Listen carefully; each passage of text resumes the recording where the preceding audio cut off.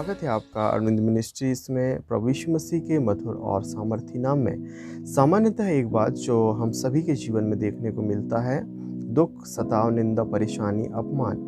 मुख्यतः आज हम दुख के बारे में देखेंगे कि दुख हमारे जीवन में क्यों आता है। दुख आने के अनेक कारण हमारे जीवन में हो सकते हैं और आज हम परमेश्वर के वचन से एक महत्वपूर्ण कारण को हम जानेंगे कि हमारे जीवन में दुख क्यों आते हैं। और बहुत से लोगों के सवाल होते हैं कि मैं प्रार्थना करता हूँ, मैं उपवास करता हूँ, मैं दान भी देता हूँ, फिर भी मेरे जीवन में दुख क्यों। तो आइए हम परमेश्वर के वचन में जाएं और परमेश्वर के वचन में से जानें कि हमारे जीवन में दुख क्यों। तो यशाया अध्याय 48 उसका 10 पद, देख मैंने तुझे निर्मल तो किया परंतु चांदी के समान नहीं, मैंने तुझे दुख की भट्ठी में परख कर तुझे चुन लिया है। परमेश्वर का वचन कहता है मैंने तुझे निर्मल तो किया, मैंने तुझे शुद्ध तो किया परंतु चांदी के समान नहीं। आप जानते हैं जब चांदी को शुद्ध किया जाता है उससे पहले उसे आग की भट्ठी में तपाया जाता है ताकि उसकी जो अशुद्धता है, उसकी जो अपवित्रता है, उसमें जो खराबी है वो जल जाए और जो उसकी शुद्धता है और जो सही चांदी है वह बच जाए। इस प्रकार जो है उसकी अशुद्धता को उससे दूर किया जाता है। उसी प्रकार परमेश्वर कहता है, और जबकि हम इस बात को जानते हैं कि जब आग की भट्ठी में चांदी को डाला जाता है तो बहुत ही तपन में से गुजर कर वह अपनी अशुद्धता को हटाकर और वह शुद्धता में प्रवेश करता है या शुद्ध होता है। उसी प्रकार परमेश्वर कहता है कि मैंने तुझे चांदी के समान शुद्ध नहीं किया, मैंने तुझे दुख की भट्ठी में परख कर मैंने तुझे चुन लिया है।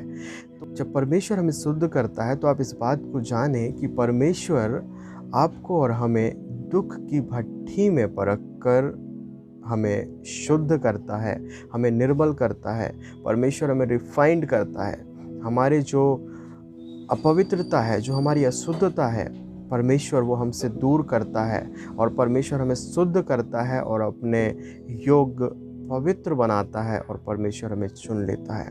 जैसा कि मैंने कहा, दुख आने का एक कारण, दुख इसीलिए क्योंकि परमेश्वर हमें परखते हैं ताकि वो हमें निर्मल कर सकें, वह हमें शुद्ध कर सकें। और परमेश्वर के वचन में यदि हम एक वचन को और देखें, पहला पतरस अध्याय 4 उसका 12 पद, हे प्रियो, जो दुख रूपी अग्नि तुम्हारे परखने के लिए तुम में भड़की है, इससे यह समझकर अचंभा न करो कि कोई अनोखी बात तुम में बीत रही है। परमेश्वर ने हमें इस जगह में इस बात को चिताया कि दुख रूपी अग्नि के द्वारा हम परखे जाएंगे। जब हम परखे जाएं तो परमेश्वर का वचन कहता है कि तुम इसे कोई अनोखी बात न समझना, क्योंकि यह होना ही है। यह परमेश्वर के शुद्ध करने का, निर्मल करने का एक प्रक्रिया है, या परमेश्वर इस प्रकार से हमें शुद्ध करता है, निर्मल करता है। परमेश्वर का वचन कहता है कि इससे यह समझकर अचंभा ना करो कि कोई अनोखी बात तुम पर बीत रही है। परमेश्वर के वचन में इस बात को क्यों बताया गया? परमेश्वर के वचन में इस बात को इसलिए बताया गया ताकि जब आप परखे जाएं या दुख आपके जीवन में हो तो आप इस बात को समझें या इस बात को आप जान जाएं कि मेरे जीवन में जो दुख है वह परमेश्वर की ओर से है, ताकि परमेश्वर मुझे परखे और मुझे शुद्ध करे और मेरे जीवन के अपवित्रता को, अशुद्धता को वो मेरे जीवन से हटा दे। इसलिए परमेश्वर का वचन कहता है कि तुम इसे कोई अनोखी बात ना समझना। और परमेश्वर के वचन से यदि हम देखें, परमेश्वर का वचन कहता है कि जो दुख तुम्हारे जीवन में है या जो दुख रूपी अग्नि तुम्हारे जीवन में है वह क्यों है। इस बात का जवाब हम इस वचन में देखेंगे जहाँ परमेश्वर का वचन कहता है, पहला पतरस अध्याय 1 और उसका 7 पद, और यह इसलिए है कि तुम्हारा परखा हुआ विश्वास, जो आग से ताए हुए नासमान सोने से भी कहीं अधिक बहुमूल्य है, यीशु मसीह के प्रकट होने पर प्रशंसा, महिमा और आदर का कारण ठहरे। इस वचन में परमेश्वर ने एक बहुत ही महत्वपूर्ण बात को कहा। परमेश्वर का वचन कहता है कि तुम्हारा परखा हुआ विश्वास, परमेश्वर हमें दुख देकर हमारे विश्वास को परखता है और परमेश्वर कहता है कि वह तुम्हारा जो विश्वास है वह नासमान सोने से बहुमूल्य है।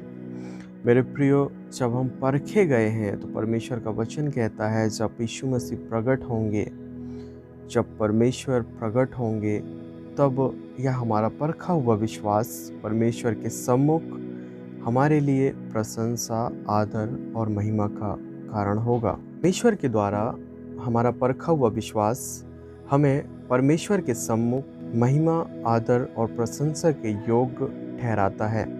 और परमेश्वर हमें इसलिए परखता है ताकि हम अपने जीवन में हर एक परिस्थिति में, हर एक दुख में परमेश्वर के साथ खड़े रह सकें या परमेश्वर की उपस्थिति में हम खड़े रह सकें। मुख्यतः जब हम परखे जाते हैं तो हमें बड़े धीरज के साथ, धैर्य से विश्वास को हम थामे रहें और परमेश्वर के उस द्वितीय आगमन की बाट जोहते रहें, परमेश्वर की बाट जोहते रहें, ताकि परमेश्वर जब वह आए तो हम परमेश्वर के सम्मुख महिमा, आदर और प्रशंसा के योग्य ठहरें। सो प्रभु इन वचनों के द्वारा आपको आशीष दे। आमीन।